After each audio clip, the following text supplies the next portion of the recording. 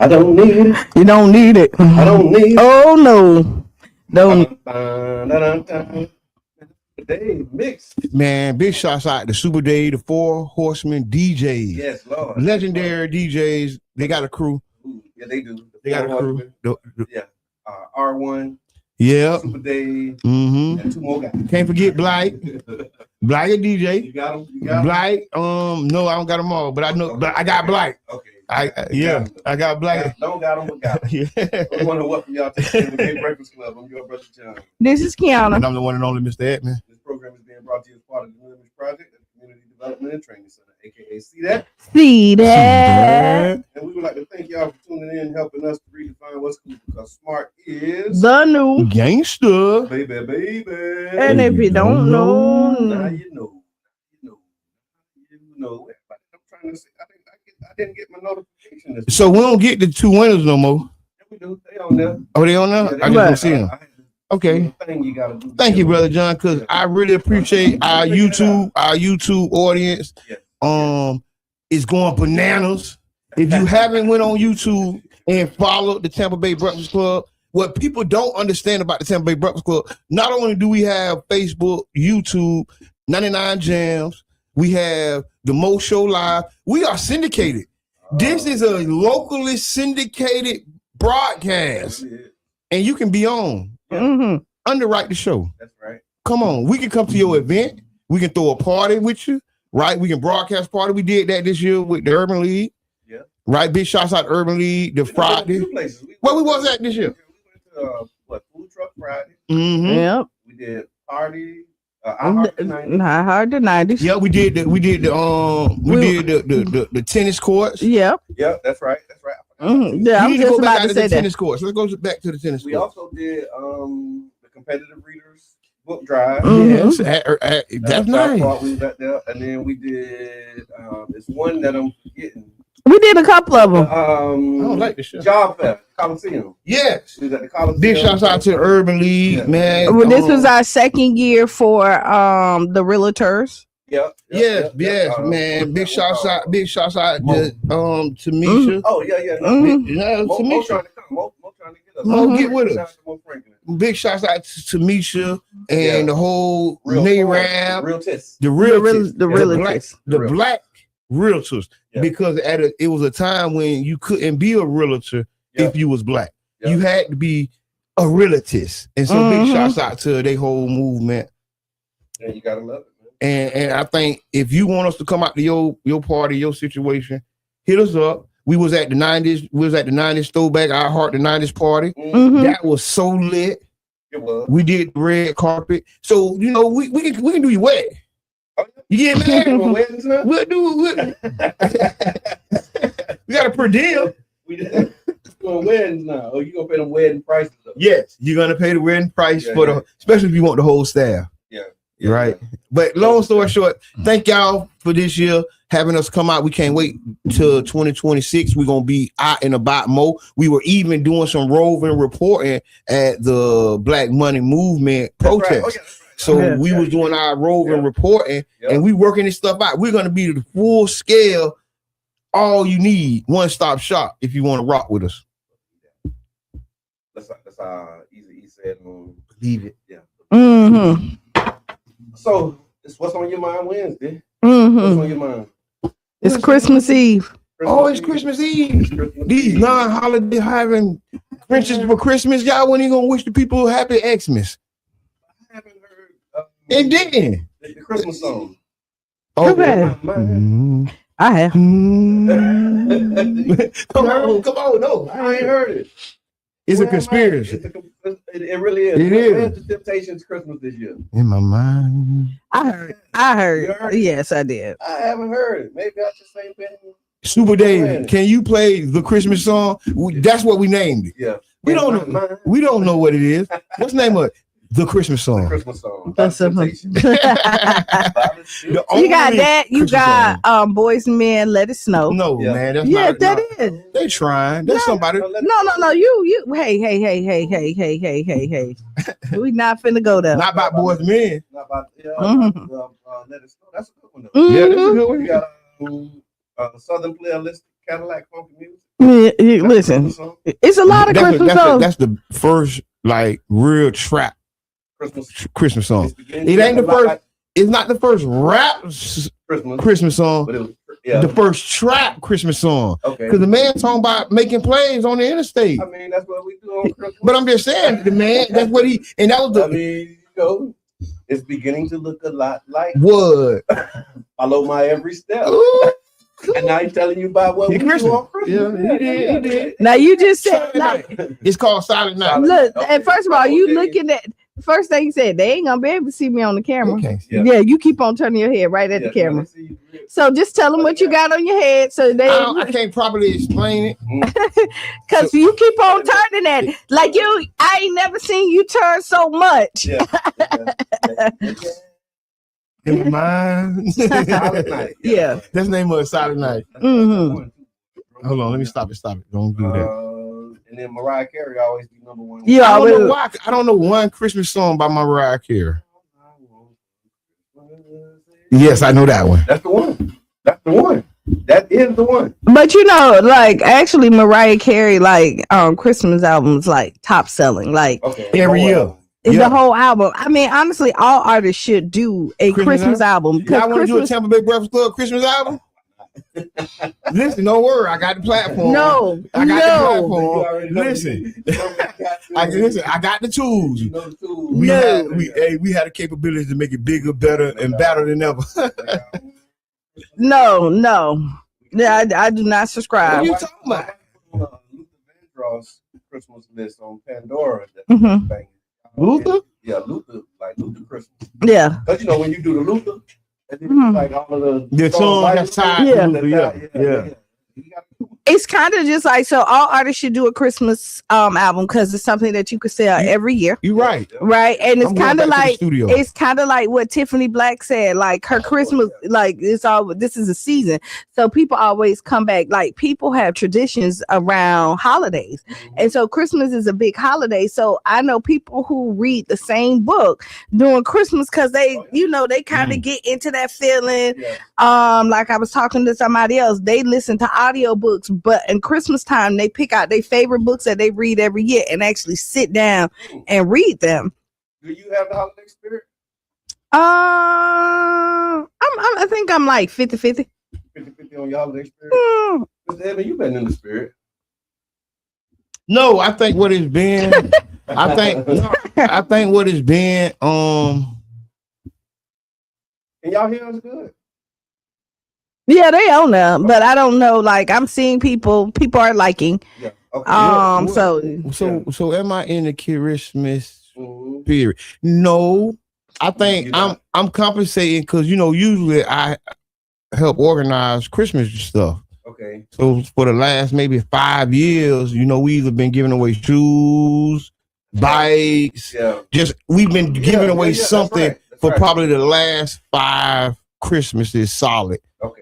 And we didn't do nothing this year, but I still did my contribution. Okay. So that kind of would have been my contribution to say the shoe drive. Like what? I know. You know what I'm saying? So you Not just organized. We ain't got no organized effort this year, but I've been organizing the effort. You get what I'm saying? And it ain't much, but it's something to somebody. it is no something is better than. What about you? Not really. So like No, you not either. really. You either. Not really. Hey Q, you either. I'm the only one. I'm the only one big this year. No, this is, you want me to, no, that's not true. It's a 50-50. It's been so much going on. So like it kind of like Ain't even Christmas right now. it is. So like I mean, I did like I got my Christmas gift for like the person that I pulled, right? I pulled out Y'all did Secret Santa. the thing. Oh yeah, we did do the thing on Monday. What So we thing? did that. So It's a name for it. it's the blessed bags. Blessed bag. Yeah. Oh, yeah, I did do the blessed bag. We went and did the but. Be in the spirit to do that. Yeah, no, That's tradition. It's tradition. No, but so I've been doing like adopting families since high school. Okay. So See, I missed all that. See, so like I've been, So putback is a part of that. and it just kind of when we were talking about it. So like I've always like, and so that's over 30 years that I'm doing that, like giving back to somebody's family. No, that's good though. Right. So like that is just kind of like Why regardless. y'all looking at me crazy then? Ain't nobody looking. Y'all like y'all check his temperature, y'all. You do check people's temperature though. Ain't nobody checking your temperature. I didn't check my temperature. No, because you all right? You all right? no, because you don't even. You know what? No, you know what it is. He don't even follow his own instructions. Okay. Like he'll call and be like, "Hey, I'm finna do this." Okay, let me know. Call me back. Give me the details, and then you don't hear nothing else from him. Okay. Until he pull up with it. Right, and then he be like, got it in the trunk. It's in the trunk right now. So did you get the bike? I know you. Yes. Yes. Won something too, right? Yes, it was a He blessed, won it. Yes, it was a blessed situation. I had went to I don't know where I went to, but I had got a call. So I got a call from one of my partners. I got a call from Raw.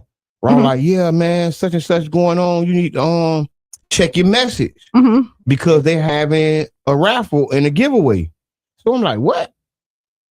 But we usually, like in our little circle, we jump on each other links. So like when we in our little group, if we put links in there for each other, hey man, hold this a quick meeting, jump on real quick. Yeah. We try to jump on each other's little link. Okay. Right.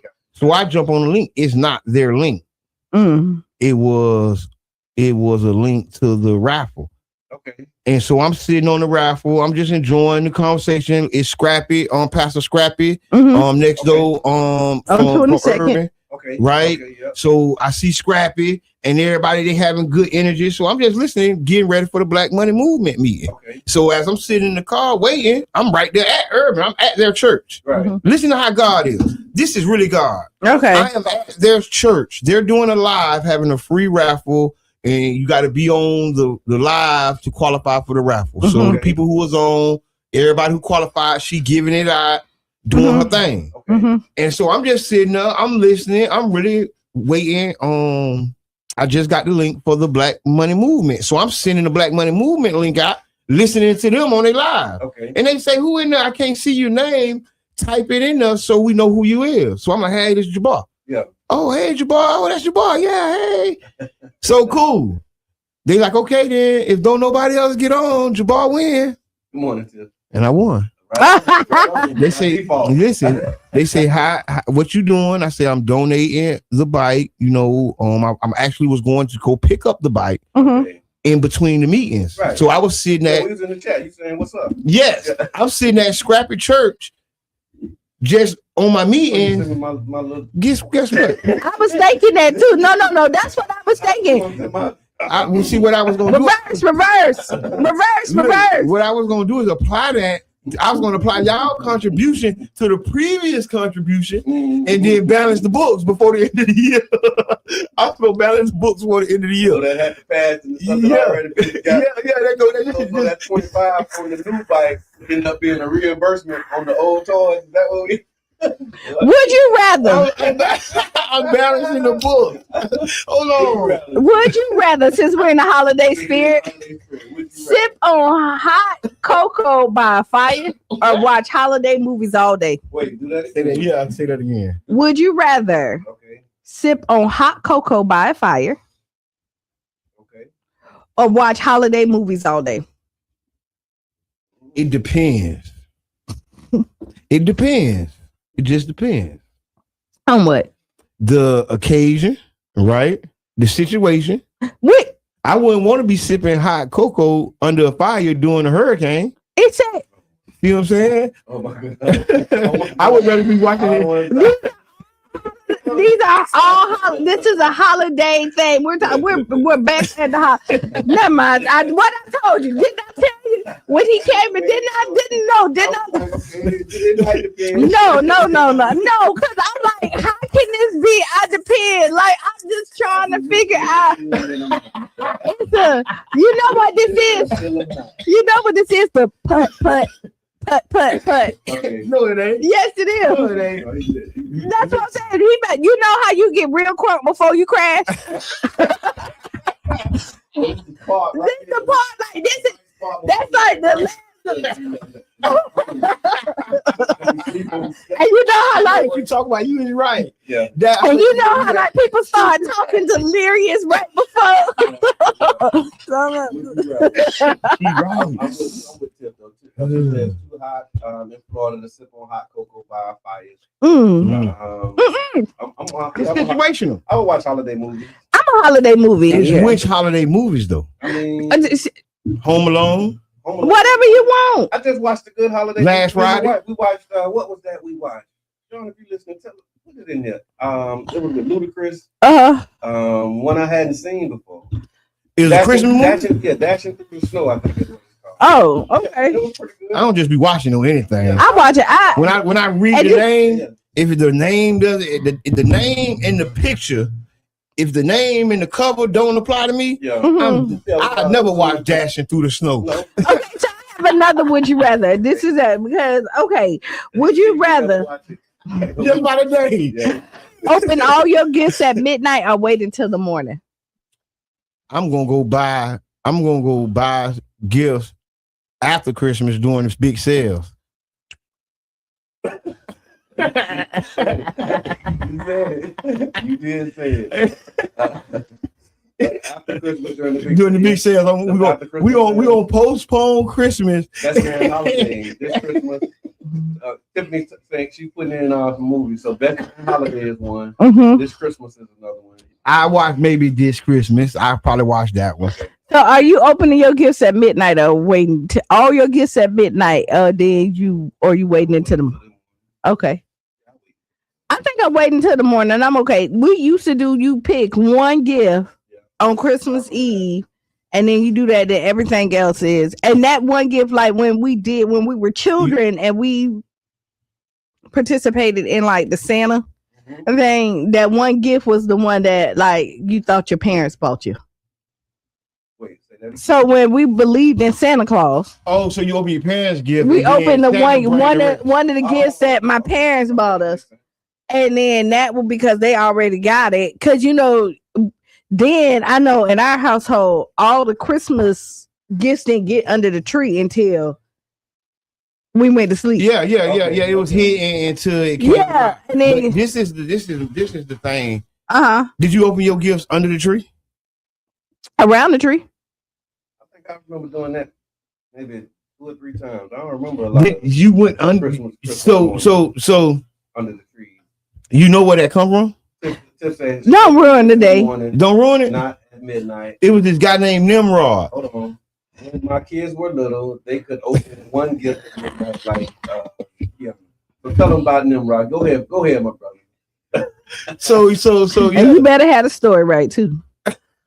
You better not mess it up. Don't mess up the story. So the origin stories of this is not the Christmas origin story. This is the origin stories of trees, evergreen trees, and gifts under the trees. It was a guy named Nimrod. He was somewhere over there by Iraq and Mesopotamia, over there in one of those deserts. They say it was eating the kids. That was his way of celebrating and honoring his God. And it became a thing when the Romans embraced his religion or his esoteric faith. And then it got populated into what we now call the Christmas tree.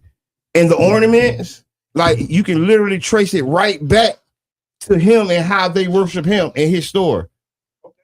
That's all. Didn't I tell him not to ruin Christmas? He ain't ruined it. They ain't messed up. They ain't nobody studying me. Merged a few stories and kind of I did. Dang, Brother Johnson. And then I was gonna tell him to Christmas brother goulash. and then I tell him to make it. Brother John. But also, wait, was he spot on? That was a goulash. That was. Put a little bit of Nimrod. I just dumped it all in there. Jeremiah. Yeah. I just dumped it all in one bag. Bit of the ornament. Didn't I tell him to make sure the story was right? Didn't I tell him the story was right? This is the Christmas present you open before you go to bed. Oh my Lord. Now you put Nimrod in your chat GPT and let the people in the blank. And they say it was a black man. Yeah. just like really like distill it down. They say he was a black man and he was a ruthless leader. You can read about him in the Bible. They say he's like the father of Cush or in the Cush bloodline. But you can see in the Bible about Nimrod. This is like a real thing. So the real evil, the most evil is the evilest got to be black. He wasn't even the evil. It was just some. I'm just saying, somebody know. Somebody he who wasn't eating, all bad. But I mean, if you eating children. I mean, it's if you eating children. Kind of like the Epstein's files. No, but do you see this right here? Is that like if you go back and they've been doing that stuff all and you look time. at that I know it is what's on your mind. Yeah, that's why keep doing what we're doing. Give us a call. Tell us what's on your mind. So no, but this can't be on y'all mind right now. No, but now it's on my mind since you done said it, and now you done said. You see, they say he black. Right now, all the great stuff that happened, he happened to be light with straight hair, and now the one story with them eating children, he black. Oh no, they reappropriated the whole story, so it's not. None of the pictures are really white. I know. And it's nothing against white people, but just it wasn't their land. It wasn't the Arabs' land at that time. At that time, these were the Cushites and their descendants and the people who and that may be true, but what Africa. But where I'm going is that they always try to paint us as the evil people. I mean, yeah, I agree. I do. I see that. I was just writing about that. I agree. Merry Christmas. Merry Christmas. I don't have and Happy New Year. Bandwidth this morning. I know, like, because that's not where I was going. So, all right. So, are y'all doing anything tomorrow? What's tomorrow? Christmas.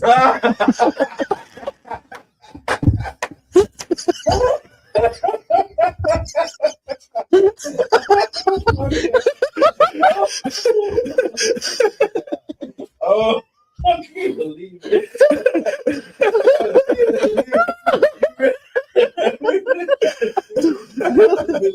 Oh my God. Yes. Okay. Oh, step my tea in mine, step my coffee in mine, my boo. We got 6 more minutes. Oh my God. 6 more minutes. 24 minutes. He said, "What we talking about tomorrow?" Oh my God. Oh. I ain't know, man. I ain't know it was Christmas Eve till she said, son. And y'all ain't tell the people Happy Christmas. Merry Christmas tomorrow. And no, I don't have it. Wow. I don't have anything. We can't make this up. We really cannot make this up. Okay, so no, what am I doing tomorrow? Nothing. Nothing. Absolutely nothing. And I'm doing that on purpose. I'm doing the Lakeside Chat. So your chat, and I watched it. You got an amazing Lakeside Chat. Really? And guess what? It's perfect timing. See, he's saying it. Yeah. No, it's not late. This is this is gonna hit like it's amazing. Okay. All of them, but yours, I was like, I was there, and I witnessed all of them. Yeah. And I will say this. They were all phenomenal. It was. I had a real. I wanted to see all of them. Yeah. Because I experienced it watching it. Yeah. Making it. Mm-hmm. But I haven't watched it. Mm-hmm. And I thank you, my brother, for pressing the button. No, it's been press the button. I'm going to tell you. But I got a template now, so it's like bing, bing, bing, bing. Oh, so I was gonna, you know what? Plug and play. Yeah, I saw the. When you found, share it. I got them. Share the workflow. So listen, when you put the template in there, right? Mm-hmm. The first thing is I said, oh, maybe I should redo the Lakeside Chat, right? That's what I'm thinking. We'll do a new one. We'll do a new one. Right, but what you did. Yeah, it was flawless. That was amazing. It was really okay. The sun was hitting everybody perfect. Listen, I'm talking about the light. Yeah. Okay, I'll do it. I'm talking about the conversation. So no, I'm talking about all of the above, but like it looked amazing. We were there at the perfect time. The sun was on everybody. Y'all was glowing black excellence that whole day. And we had some good conversations. So we have you, Tonyo. Yep. Brown, his is coming. Antoine Watkins, he's a sergeant. Mm-hmm. I know Antoine. And, deputy. Yep. And King Jab, we have his. I finished King Jab. King today. Jab. King Jab is the last one I got to edit and then upload. And then we got Rodney Bennett. Yes, We yeah. lost some of Rodney Bennett's footage. How, Sway? But what we got How, is Sway? gold, man. But how you lost footage? Because my phone died and you put it on your phone, and the footage that's missing is the footage that was on your It's phone. gone after that. Since you keep asking. It's gone after that. Since you keep asking, halfway. It's gone after that. So when he said Sway, I knew that he was the missing link. Like I totally knew. I got the footage. I know you. But then he was like, okay, I'll just use my phone. We never seen that footage. I know. Yeah.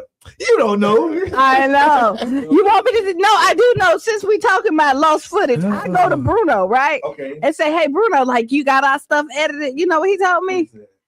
Jabbar got it all. Nah,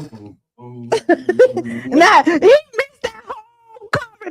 He missed that telling us that he got all the footage. Okay.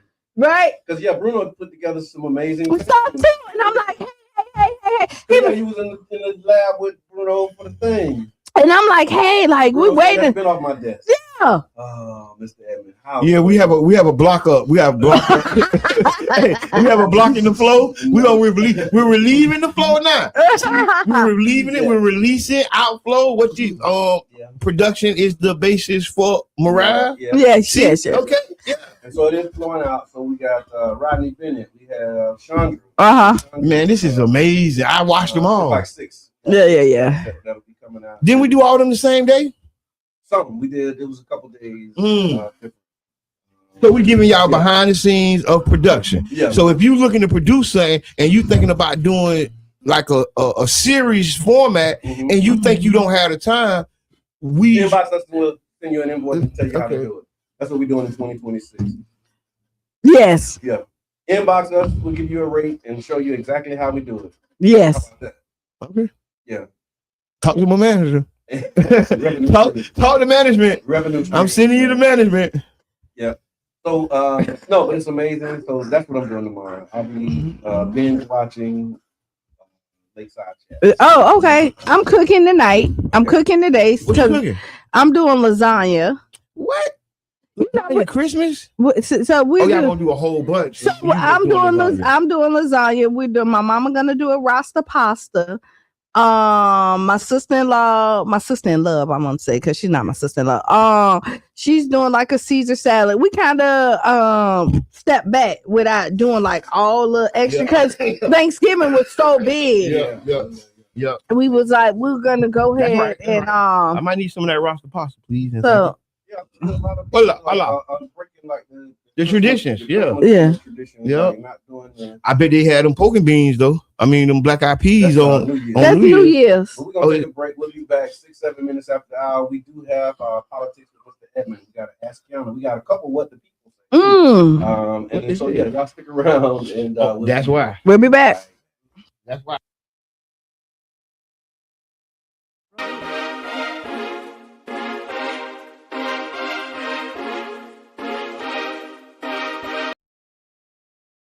Hello, I'm Gabe Ortiz, and this is WEDU Arts Plus. Based out of St. Pete, the Tampa Bay Breakfast Club is a morning radio show about hip-hop life and urban culture. Meet the hosts who inform and empower their listeners.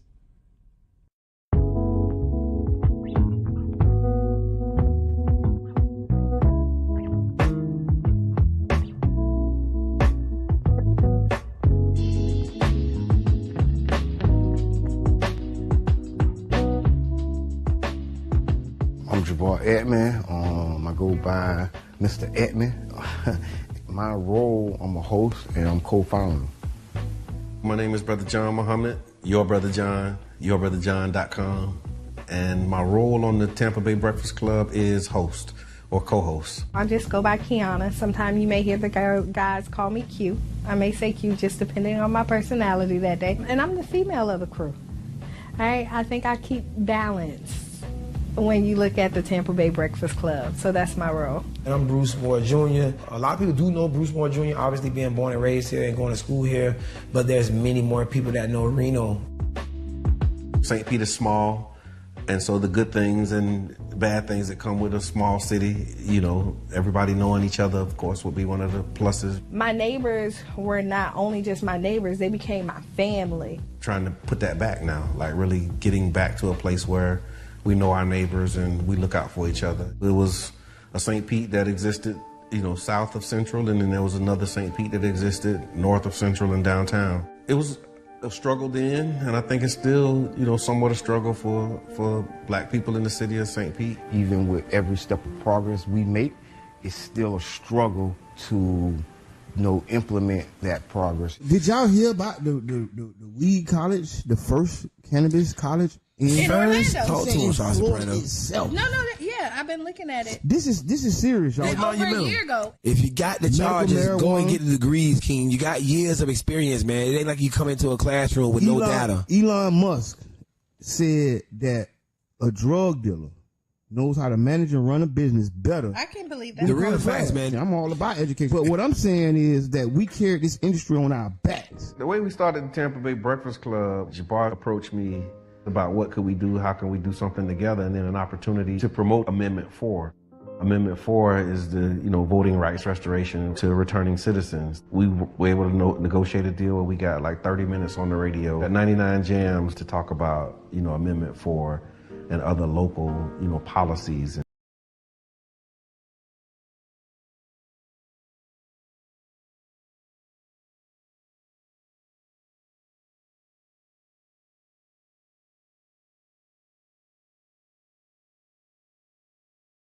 To returning citizens. We were able to negotiate a deal where we got like 30 minutes on the radio at 99 Jams to talk about, you know, Amendment 4 and other local, you know, policies and politics. Enjoyed it, so we started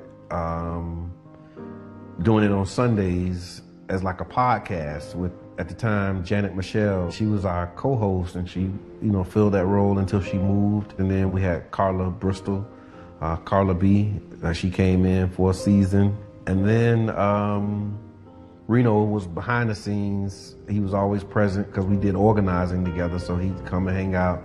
And then the things that he was saying off camera was like, man, we might as well just have you on the show.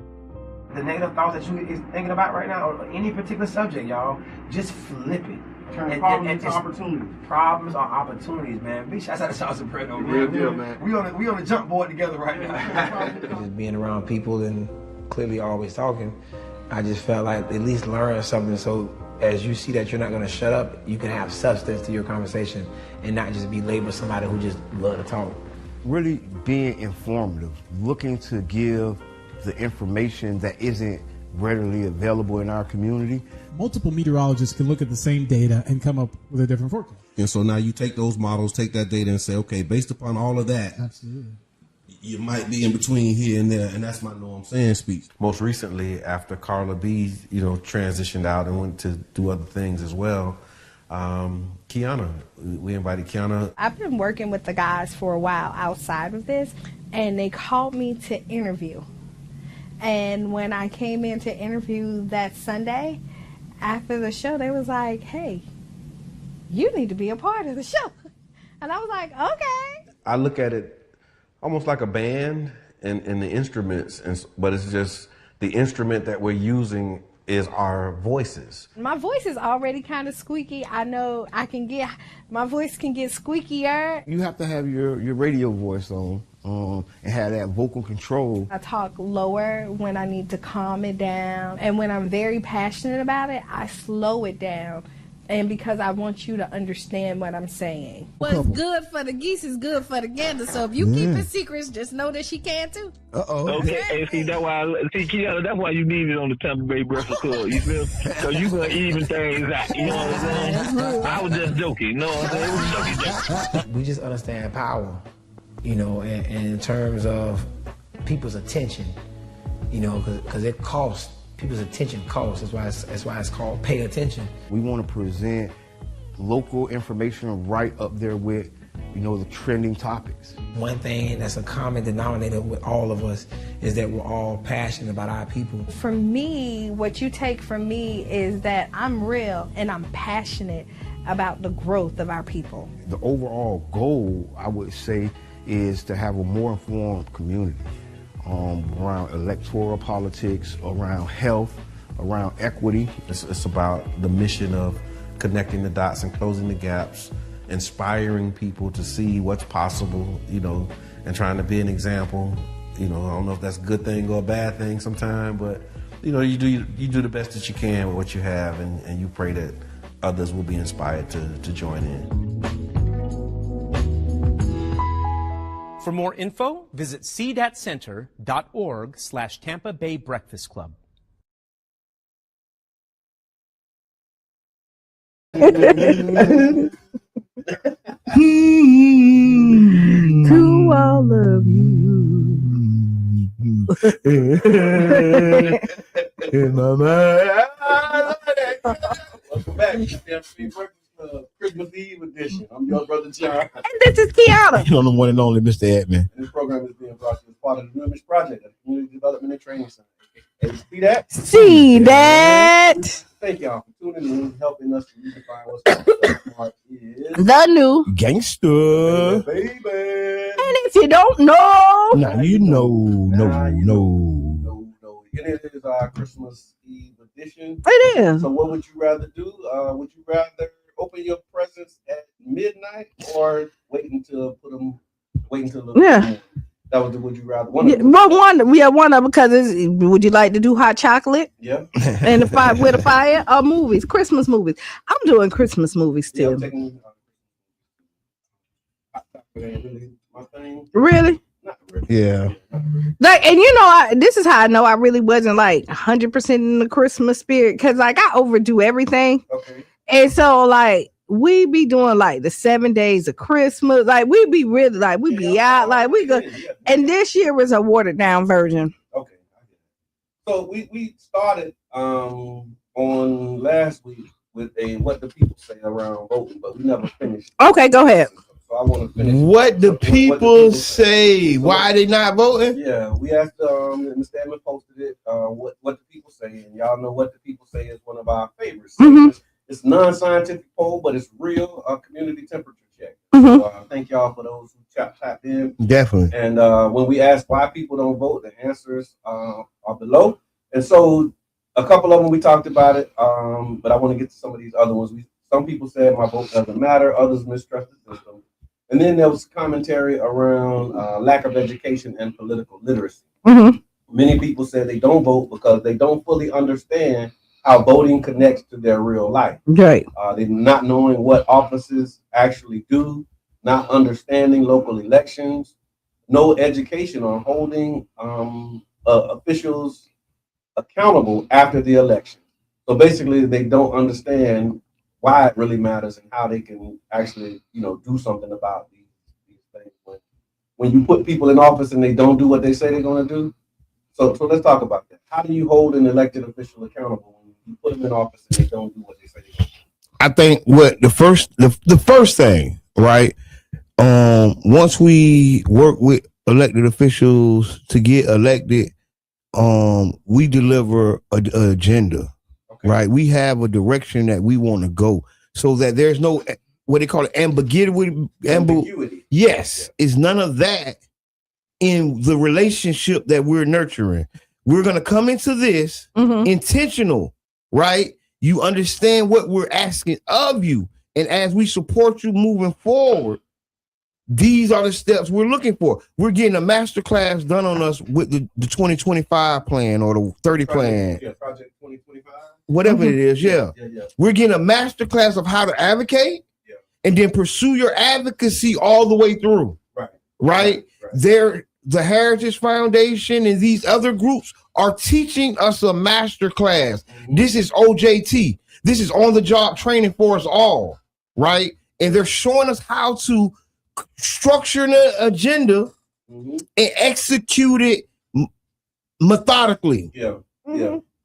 They absolutely are. And so that was one of them. What's your thoughts on this not understanding? Because they said a lot of people just don't understand the process and don't know how to hold the elected officials accountable. I think people don't understand, right? I think people are not knowledgeable. How do we hold them accountable? One is when they come in, we need to let them know what we want first of all, and start there with I responded. I ain't answer. Yeah, right there. You need to start with the agenda. Let's say that. Once you start with the agenda, then you need to be involved as well. Like you have to, you can't give the agenda and then don't follow up with the process. It's like the progress report. Okay. Yeah. Once you get in office, where you at? You see how like they gave up like 146 days in. We have so much of the agenda already completed. Right. So once you do that, then you need to follow up with that progress report. Hey, where are you at with this? I remember we were doing that. We had bill trackers. Remember that? When it was a thing where we had like a spreadsheet and you can see like different bills, like when they were filed and then when they moved through. But a lot of the bills that we were tracking were not bills that we proposed. And so to your point about the agenda, like making sure that we have an agenda and that the bills that we propose actually get filed, and then you can follow the committee stops that they make. You can lobby the people who are in those committees, you know what I mean? And if you're talking about city council or state bills, right? So if you got a city council agenda item, it start with getting put on the agenda for a new business item and getting sent to a committee. Once it goes to the committee, then you follow that through that committee, and then you follow, you know, how your council members are voting on it, and that'll show you, you know, really what they're doing and how you can engage. So just as an example, thank you. As an example, you see how we had a resolution for the community grocery co-op, right? And then it went to committee. The committee took a vote, and then we were sharing that committee's outcomes with people, so that you can always be engaged. So that's one of the ways. Another one of the things that people said about why they don't vote is disenfranchisement. Some people want to vote, but they can't. So returning citizens struggling to get their rights restored was one group. They said it was confusing and a lengthy process to get your rights restored. And then lack of outreach and assistance. Somebody said, I've tried multiple times to get my rights back, but I'm still struggling. So people who want to vote, it's difficult for them to vote. So they just and they try to make it like that, but the thing is, if once you're released, as long as your fines and fees are paid, you get your rights back, unless you were like a murderer or something like that. There is some stipulations. You cannot, but other than that, everybody else, you're good. And so if they try to discourage you from that, you just really kind of, and it's hard to say know your rights. Oh, you're right. You're right. So we're talking about voting. We did what do people say, and what do people say was why people don't vote. Another one of the comments was trauma, history, and indoctrination. Several comments pointed to generational conditioning, being told that your vote doesn't matter, growing up disconnected from the struggle for voting rights, and feeling that politics has never worked for you, or some other sentiments. And then politics don't work for you. I get that a lot of times when we're out there. And to simplify it, you go with stuff that they can't, because people think the higher up, it doesn't affect you, right? But there's local officials that do. And you look at like the judges that's sentencing people to prison. Once they're appointed, we then vote on them, right? And I always say, if you haven't liked what the judge has done, even if you don't know them or not, when they're on the ballot, just say no. It's better to kind of like scrap it. Let's start over. Say no if you haven't been happy with the system. You have the sheriff that's on there. So these are things that affect. Right. These are things that you know that affect your everyday lives. You see this all the time. And so instead of bringing people all the way to the top, I educate about the bottom. Right. Because it's the things that's closest to you. And so, so that was what the people said. I just wanted to finish and round that out because we did have a lot of comments. And so, I got an answer to your question that I only gave a response to. And my answer is we vote them out.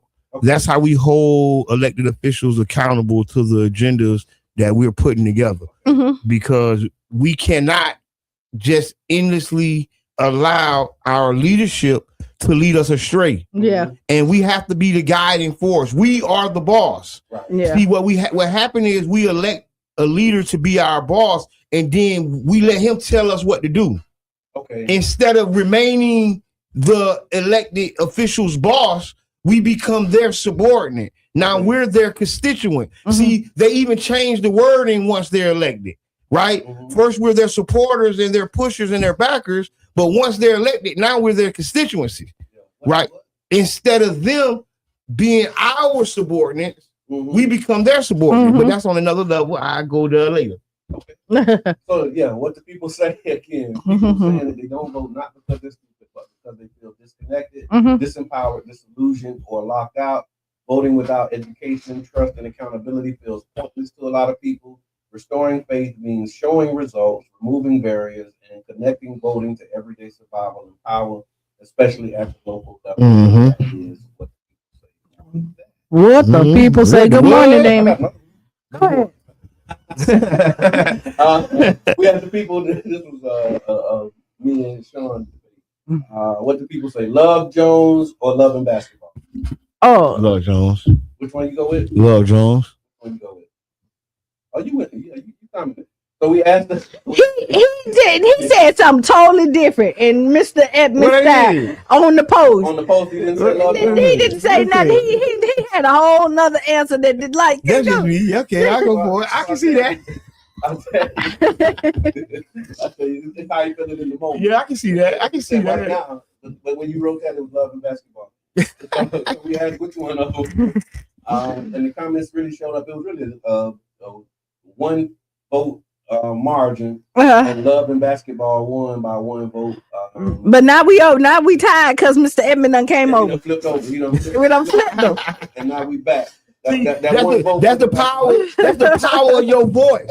That's the power of the vote. You can flip the paradigm. See, when you get involved, you see that's a small example of what we just was talking about. Okay, we can use our voice to flip the paradigm. See, they say, Jabbar, you was talking different earlier. So yeah, after further review, I'm gonna say Love Jones. And guess what? I changed the paradigm shifts that we all, and I love that. Thank y'all. I love that for us. I love that for us. I'm definitely going with. Now I like Love and Basketball. Yeah, I'm not. Right. No, it's a good movie too, right? I was trying to find, so we was actually going to like watch them too. Oh, head. Go watch them back to back and then make a full determination, but I couldn't find them. No, they are. So you can pay for it. You got to pay for it. So culture back. They've been. So Love Jones is real. Like it rarely comes on where it's free. I done already purchased it. Okay. What? You own it? I own it. Your copy. You gotta probably log into my account. Look, but like I own it. But it's $5.99. Go ahead and give them people that money. What people? See what people? It goes back to yeah. See, and see now we're talking about a deeper and more intrinsic. You can rent it for I think you can rent it for $3.99, and then you buy it for $5.99. You think you supporting? It don't matter. I done bought it. You supporting a person whose political values are purchasing the advertisement for somebody you despise. You got to do that. You absolutely got to say that and know that, name that. But if you want to watch it, you got $3.99 to somebody. I tell you, and then they give you $3.99 we got to create a system where that we got to comes back to so yes, I have not purchased Love and Basketball. I will tell you that. I did have Love Jones. Love Jones is the. Go ahead, go. Why folks chose Love and Basketball? They said it was relatable, rooted in competition, ambition, and sacrifice. Strong connection for athletes and sports lovers. And in movies, people say they'll watch every time it comes on. Love, ego, time, and growth all wrapped up in one. And then the ones who wrote with Love Jones, they said the vibes, the poetry, jazz, the black creativity, and self-expression, also the cultural impact. They said they had folks writing poems and feeling like now they can be Darius. A love story about art, identity, and emotional honesty, and many called it a top 5 black film, period. So overall, the overall takeaway was that Love and Basketball won the poll, but Love Jones won like the soul argument, and a lot of people said why. No, most people didn't want it, but it is. But if you go back and watch, like I always liked Love Jones, but when I got older and more knowledgeable, it's a lot of hidden gems in there. Okay. like and Love Jones. So like there's a lot of hidden gems when like once you realize and you be like, oh, okay. You kind of caught you didn't see that. You didn't see that. Yeah, you didn't. We got politics with Mr. Edmond. Okay. Go ahead, Mr. Edmond. Politics with Mr. Edmond is brought to you by One Love Magazine. One Love Magazine, your source for hip hop love. I mean, I don't know. I was making that up. Okay. I know. I forgot. But I forgot. I don't remember it all. Okay. But so politics, yes, I do have politics because there's always something going on in politics and especially local politics and national politics. Marijuana has been decriminalized by the Trump administration, and I blame Joe Biden. If it wasn't for those meddling Democrats, marijuana would still be a schedule, whatever. So they changed the scheduling of marijuana, which would lead to further or the ability for people to do medical tests and things like that couldn't be done with marijuana because it was labeled like heroin or crack cocaine or cocaine. But actually, it is a lesser drug, actually scientifically lesser than alcohol in a scientific way, right? In like abuse and use, and because even the alcohol companies are feeling the pressure and fighting back through their lobby because alcohol use has gone to an all-time low since tracking. And you can blame the ganja because people leaving liquor and blame the fire, the fire that blazes your desire. But that's not what I'm saying. What I'm saying is that the addiction rate has been curbed due to marijuana use, because marijuana can also help you curb harsh addictions, right? Because it supplements an addiction for addiction. Your brain will trade things, right? You like drinking liquor and alcohol, start drinking juices like you drink the alcohol. Drink a mocktail. Go to Urban Drinkery and get one of those mocktails with the little island in the middle that make you feel like it's a cocktail. You're training your brain. Your brain is very impressionable. Okay. And then, so that's what marijuana represented to the greater addiction industrial complex. All right. You like that? You like that? You like that? You like that? I'm cooking up on air. Yeah, the addiction industrial complex. You heard it here first. Don't let them tell you they made this up. Don't let them do that. No, it's a real place. And I'm joking, but I'm so serious, right? I'm joking, and we are laughing. Yes, and they use it against you. Not only do they addict you to the substance, and then they demoralize you for being addicted to the substance, right? And then they'll go as far as demoralize your whole bloodline. All y'all ain't nothing but a bunch of crackheads or whatever, right? It's a mental thing. So speaking of that, I just saw a thing maybe totally off topic, but I seen a post that said crack babies will be turning 40 next year. Remember they were crack babies is the best babies. But they was like in the 80s, so like 84, 85, 86. Was like the introduction of the crack baby, and somebody made a post that crack babies are turning 40. So what? And baby boomers was bootleg babies? No, baby boomers was baby boomers. Oh, and then you got like a sub generation of they was bootleg babies. So 40-year-olds are the age of the crack baby. And so I don't know where that come from. No, just yeah. Yes, it was devastating to the community, and not only the community, the addiction industrial complex actually benefited from it tremendously and started selling us other drugs that would addict us the same way that would benefit them financially. What else politics? Oh, what else you got? I don't know. So I did see there was a debate in Gulfport about Sundown. Thank you, Brother John. I would have never got it, but I got it. So Gulfport officials are debating the city's sundown town history. I bet they are. Should issue an apology. So I guess it's not a debate about whether they did sundown. Yeah. They're debating whether they should issue an apology. So let me just read this real quick. Gulfport city officials are debating how to formally address the city's history as a sundown town, including whether the city should issue an official apology acknowledging past racial exclusion. According to a report in the Gabber, the discussions arose after residents and advocates raised concerns about Gulfport's historical practices that discouraged or prohibited Black people from being in the city after dark during parts of the 20th century. While Gulfport never had a written sundown ordinance, historians and community members like myself say customs, policing practices, and intimidation enforced racial exclusion. All the way into the 90s, the 2000s. Indeed. Let's talk now. Some city leaders expressed support for acknowledging the history and issuing a public apology, arguing that recognition is an important step towards transparency and reconciliation. Others questioned whether current residents and officials should apologize for the actions taken decades ago, or whether such a move would expose the city to legal or political consequences.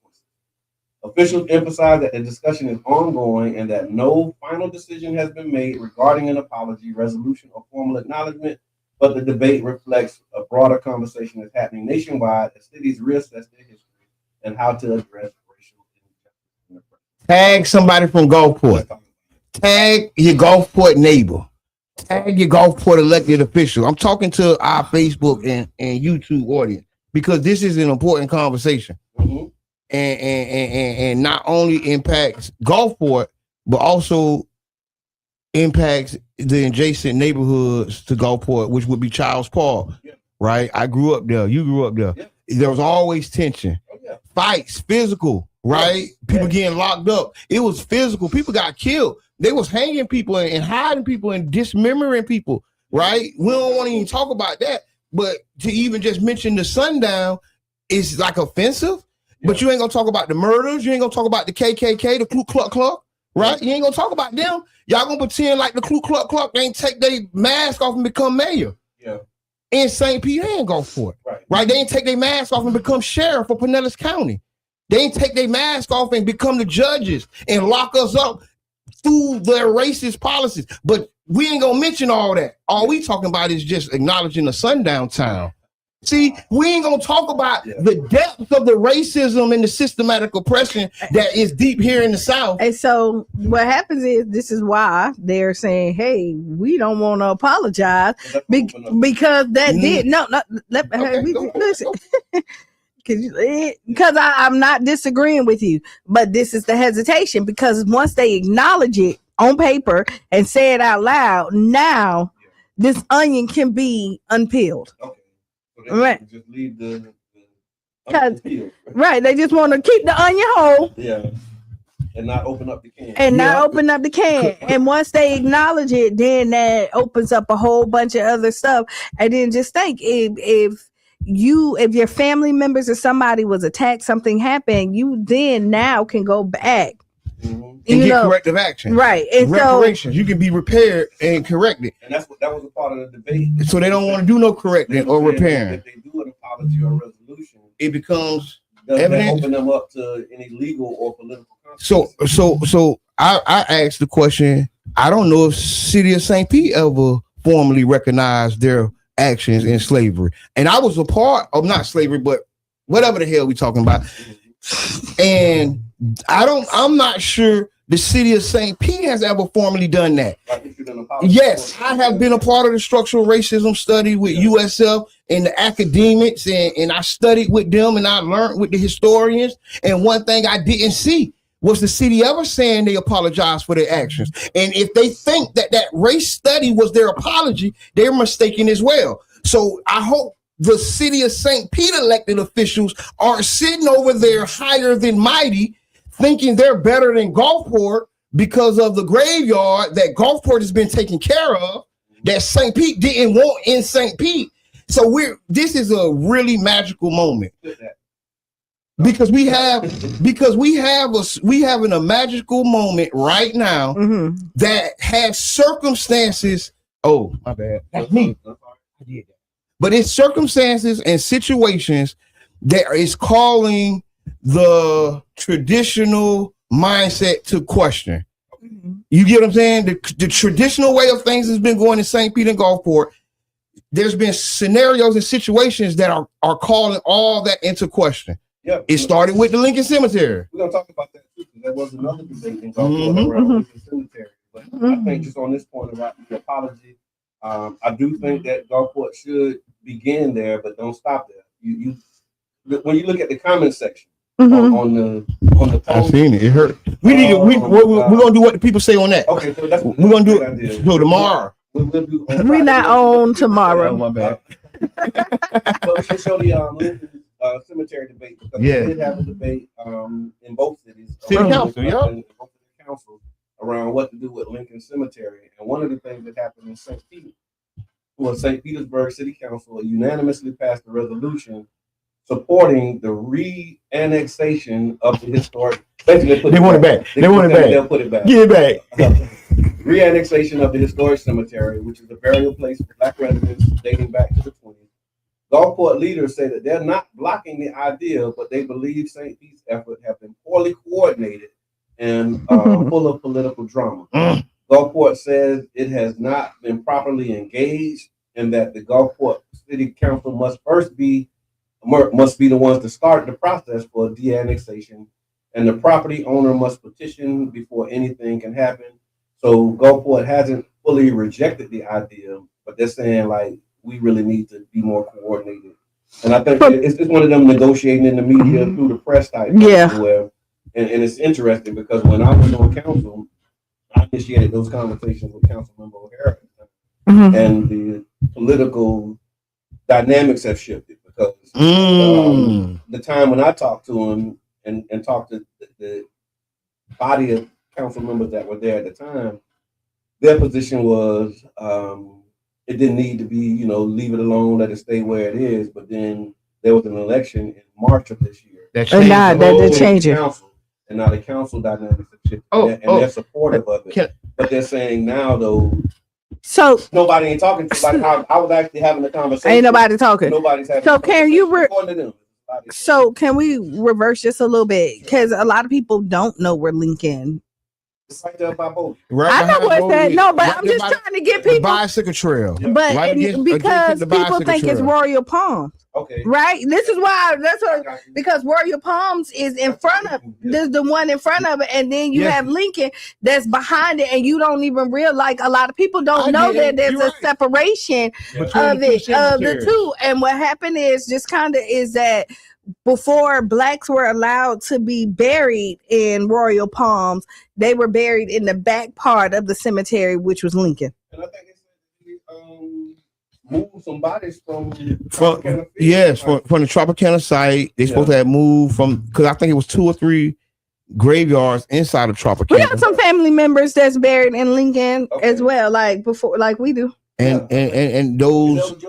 One of the Jordan family members, I think Junior is out there. I don't know, but I know some family member. I wish we could have Basha come in, Dr. Jordan come in and talk about it. But I think that's a lot of the reason this is coming back up, because the redevelopment of the Tropicana site and the gas plant story is coming back up, and it's politically charged. Yeah, this is political theater, right? I want to give a shout out to Councilmember Corey. Yes, he been carrying that bag before he got elected. This was his bag. And I remember when I had those conversations with Councilmember O'Hara, we were meeting at churches with what's the name, Pastor Clarence Williams, and a few other pastors, and Corey Gibbons was organizing that effort to really lead the charge. So I got to give him props for how he's been moving this thing forward. And now the conversation is back up. The city of St. Pete has supported the resolution. St. Pete officials, including Mayor Welch, have pushed to put it back in St. Pete. And one of the things that they said was the reason that they couldn't fund it, because I guess there's been questions about giving money to help with the upkeep, but the city of St. Pete was saying that they can't give money into another municipality. The project would have to be in St. Pete. But see, that's the policies with a small p. There's not a state law stopping them from doing that. See, that's the mass politics puts on to the average person. They'll get on the public media and say they can't do something, but it's a policy that they created, which they have the power to change. There's no federal law. And then please, elected officials, you're watching and listening, please correct the tape if I'm wrong. Fact check me. There is no state law that stops you from taking care of that cemetery. But the will to take care of that cemetery ain't there. See, all right. That's what Gulfport was talking about. See, it's very rare that you'll have somebody like me agree with a Gulfport conservative politician, right? But on this, I agree with them. This political theater, y'all just acting right now. Because if you wanted to help with that facility or take care of that building, you could have been did it. Yeah. You the one that annexed it to them. All right, I'm done. So the core issue again, they support the annexation, so the city can't allocate resources to help Crossing Amble, because Crossing Amble is the one who maintains it. We can't help them. We sorry, y'all. We can't help y'all until they give it back. Gulfport officials said the process can't move forward until Gulfport initiates the annexation of the property, or the property owner petitions the city, and at the date of this article, I was going to say petition had been done, and so it's on, and you listening. Gulfport said they waiting for you to come. But this is what I'm going to say, and I wasn't going to say this, and I'm going to say it. I'm going to say it. I'm going to say it. This is why people don't vote. This is the malarkey that happens in politics that makes the regular person say, I'm not messing with that junk. Look at that buffoons. Look at the junk that they're starting about nothing that could be saved in one meeting. Okay. Look at the news stories. Look at all the hours that our politicians are spending on a subject that can be solved with a meeting with a low-level manager. See, think about that. Put that in your computer and process it. A low-level manager can solve this problem because it's not a law. Yep. It's not a vote that has to happen with city council for neither city. But it's put up to be like this big thing, but really it's a whole bunch of nothing. It's really nothing that a low-level manager can sign an agreement that the city of St. Pete's lawn cutters can go cut the lawn now. Right? Let's talk to me.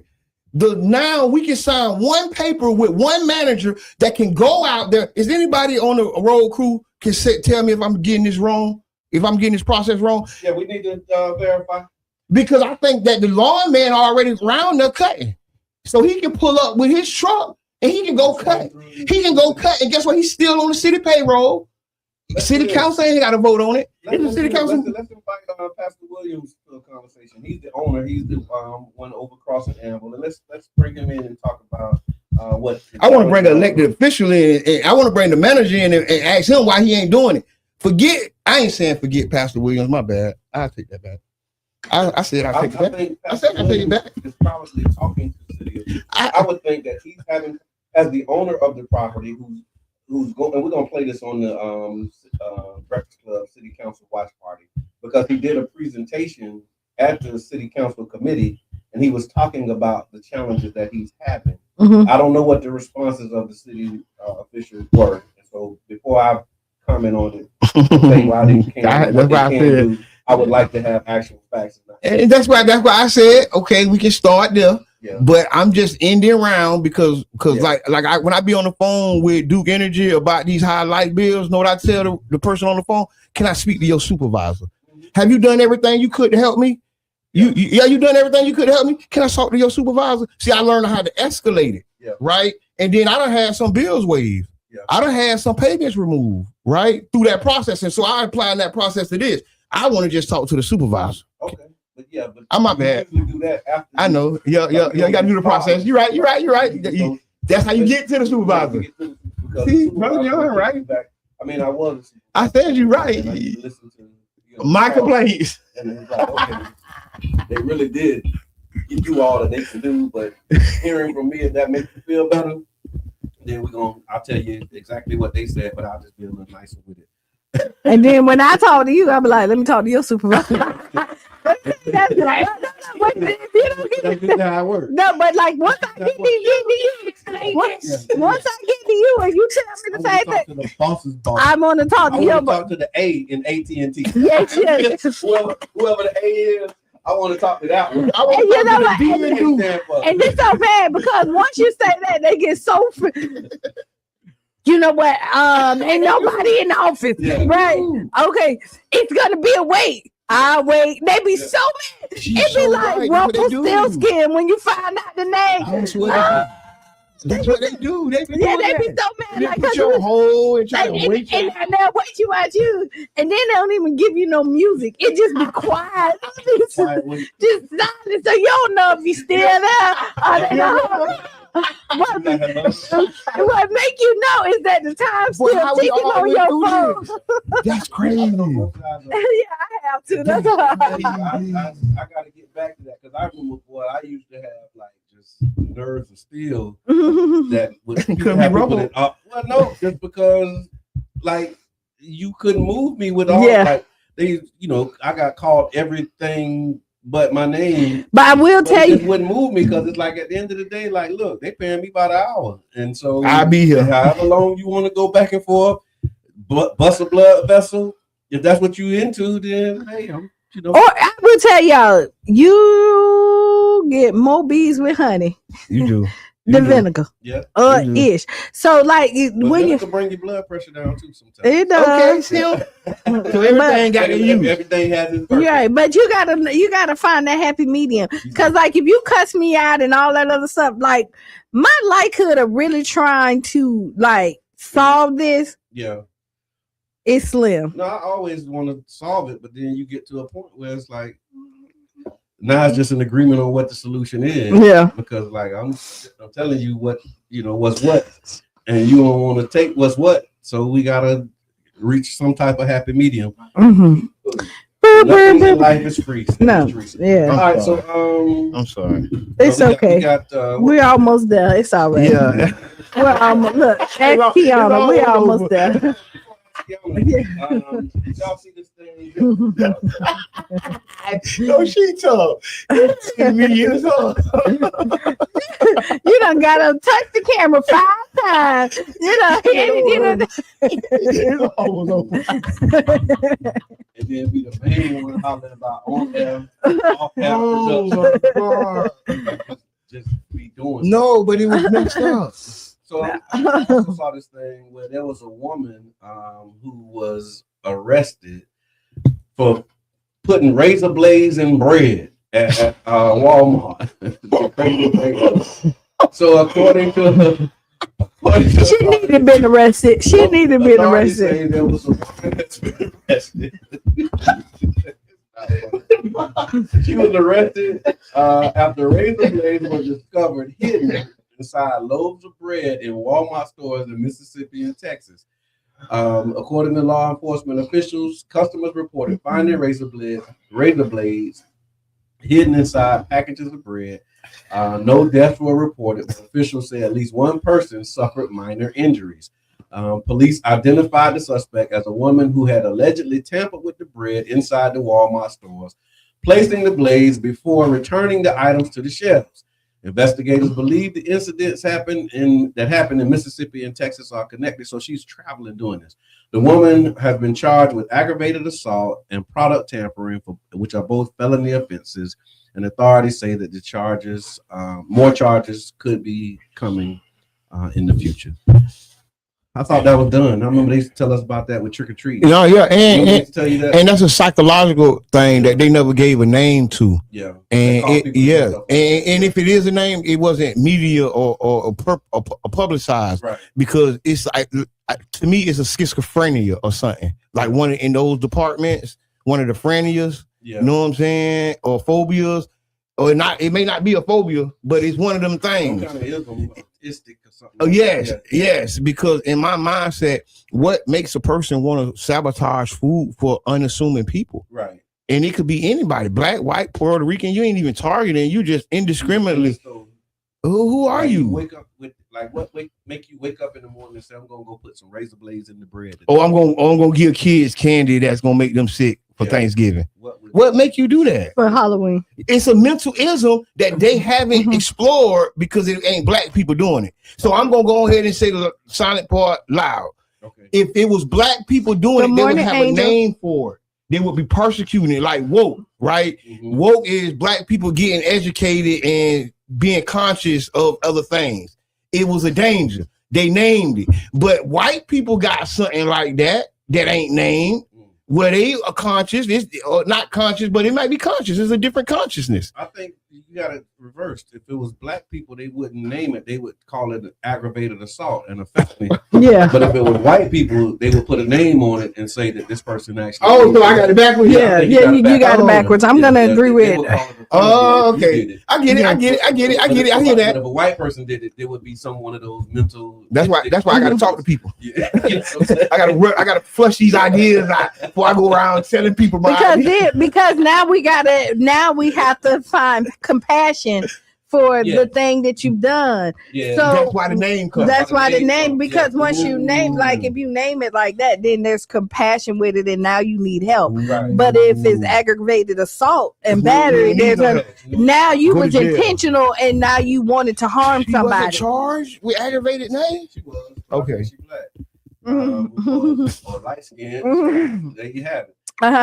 So yeah. I hear you now. So now I hear the whole thing. I didn't hear it at first, right? Now I get it. Angel say exactly. It's mental for whites. Yeah, but it's a crime for us. Yes, I get it now. All right, so let's do Ask Qiana. All right, let's run it. Ask Qiana is brought to you by the One Community Grocery Co-op, OCGC.coop, and we're on a drive for 300 members, founding members. So if you want to be one of those founding members, you still have time. You can go to OCGC.coop and join today. So Qiana, how soon is too soon to move on after losing a spouse? Dear Qiana, my father got remarried about a year ago after my mother. My father got remarried about a year after my mother passed. While I know everyone grieves differently, I can't help but feel like he rushed into it. They got engaged within 2 months of meeting, and now he just goes on and on about his new bride every time we talk, and it's a lot. I'm happy he found love again, but I'm still grieving. And sometimes it feels like my mom's memory is being overshadowed. So be real with me. Is 1 year enough time to move on and start over, or is that too soon? To be honest, you can't tell somebody when to move on. Okay. If you move on too quick, they're talking about you. If you wait too long, they talking about you. You really got to do what's best for you. And then your father, maybe you'll see a lot of men when their wives pass away, not because we don't subscribe to all, they, especially if they've been married for a long time, they remarry very quickly because that's the stability that they're used to. And that's what keeps them, that's their routine. Okay. And so they need somebody else to balance them out. Right. So men who are, what do they call them, widowers, they don't stay longer. I mean, so I would tell you, and it's funny. I had this conversation. I had this conversation with two of my extra parents. Okay, we literally sitting in the living room for your extra kids. No, I'm one of their extra kids. Okay. This is my extended parents, right? Because it takes the community to raise. And so we're sitting in the living room and Pop say, hey, if I pass away, would you are you gonna remarry? And she say, no. Okay. I'm gonna travel. He say, wait, you don't enjoy, And he said, yeah, but I'll be all right. I'm gonna travel. I'm gonna go and do that. He said, but I'm telling you right now, if you pass away, I'm gonna be looking at your wake for my next. What? If you pass away, I'm gonna be at the wake looking for your replacement. Yes, right. Oh, that's and it could have been it wasn't. That's savagery. Right. Now it was a joke. It was a joke. But we still laughing. And we still laughing right now about it, but boy, I tell you. Yeah. If you the heaven weed. Oh my God. But you know what? But I will tell you, companionship is real, right? And then and a part of grief is sometimes people need somebody. They need companionship to help them, and so you'll see different bonds that are made during this time, and you'll ever see that rare occasion, and probably more, and we'll have to do a poll about it, you'll see that somebody that's been in their lives, like friends, other friends, but they have something in common, and it's the grief. Yeah. Right. And then they start to then build this bond with each other and find a whole nother relationship. I want to say this. Dang, every time I put my feet down, I move the thing. So like I agree with Qiana about companionship. And right now in society, we're going through a isolation and loneliness phase. Okay. So even though it's sad and what you're going through about your mama, you might need to find a companion too, because companionship helps people get through grief. Mm-hmm. And sometimes it comes out and as a new relationship, you know what I'm saying, with a new person or a new thing or whatever, but that's good for the people who still here. It is. You're not supposed to stop your life. That's right. Good for people still here. You're not. But I think people think moving on is disrespect. Is disrespect, and what happens is they say, "Hey, if you don't wait this long, you didn't really love that person. Show some respect, right?" And you know what? And that's not necessarily true. How much you really love them by how long. And the reason why I can, that's heavy. No, it is deep. No, that's what you clip that. Yeah, it is, because you remember when I talk to parents about losing children, a part of what keeps parents in that depressed state is that you think when you have good days and you don't think about their child that passed away, that you didn't love them. And that defines how your love for your child, and that doesn't, because if that child was still here and you had a good day without them and you didn't think about them, you wouldn't feel guilty. That's emotional abuse. You beating yourself up. And so that's what happens. And if you find love for someone else, that means that X out the love that you had for that person, and it doesn't.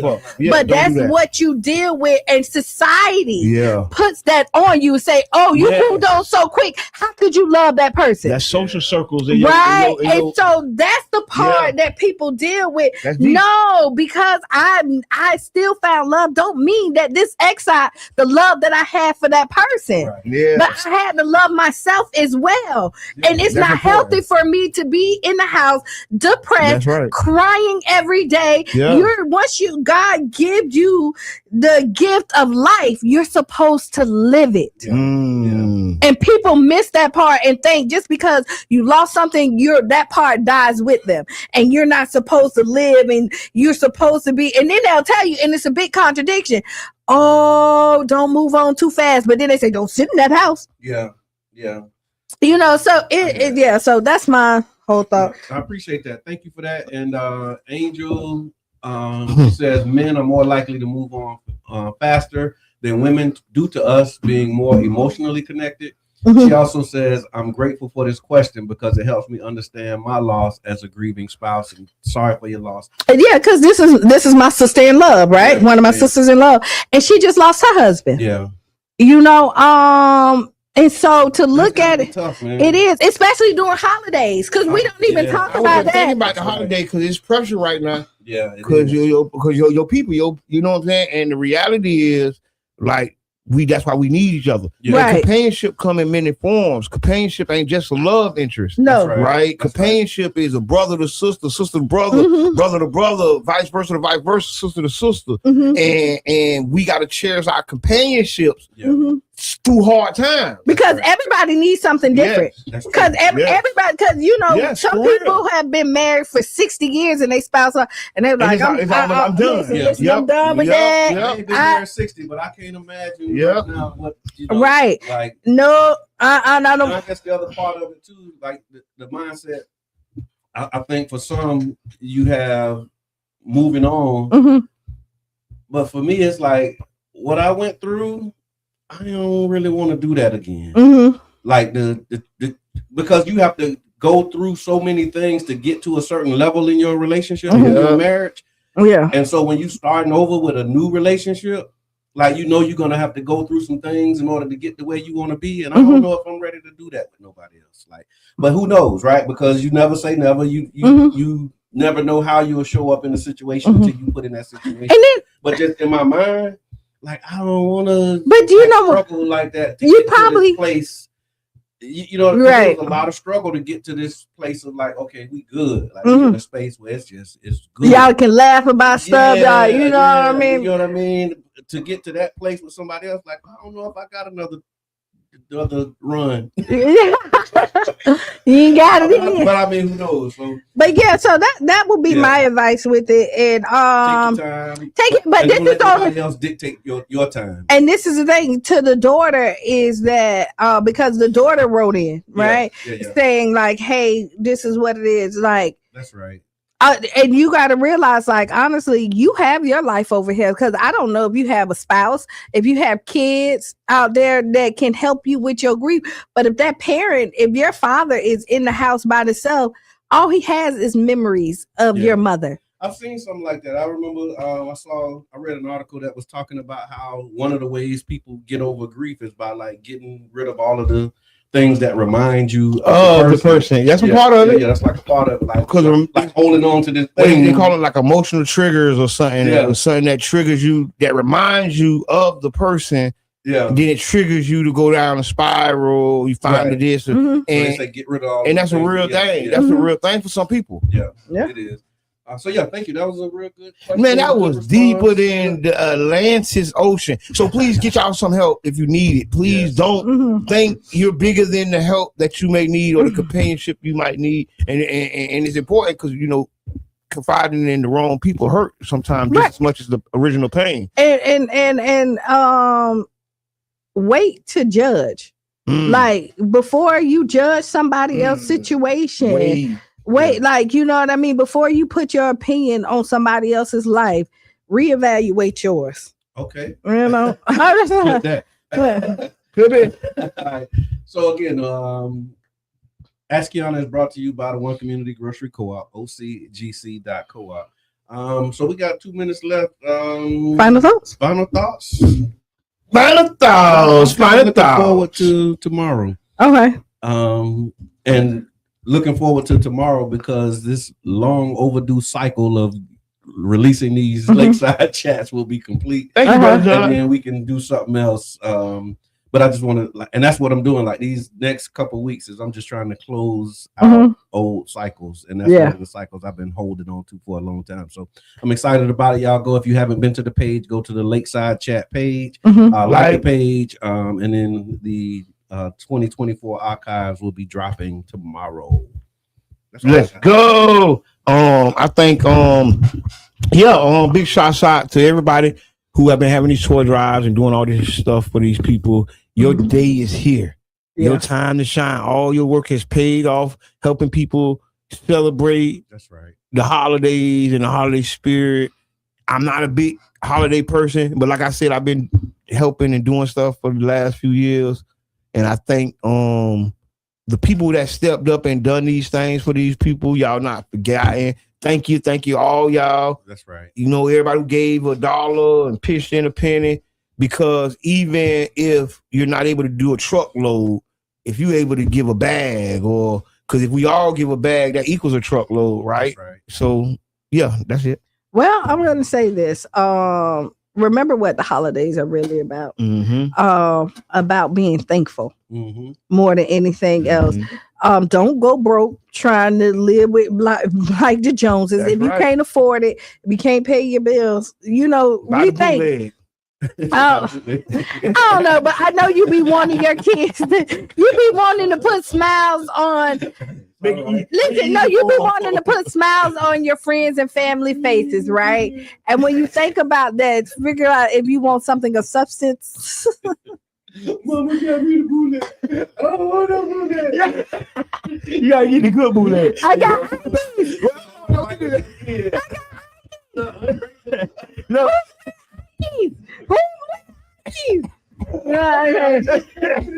Oh God. So this is it. So acting with the voice. Oh, no bootleg.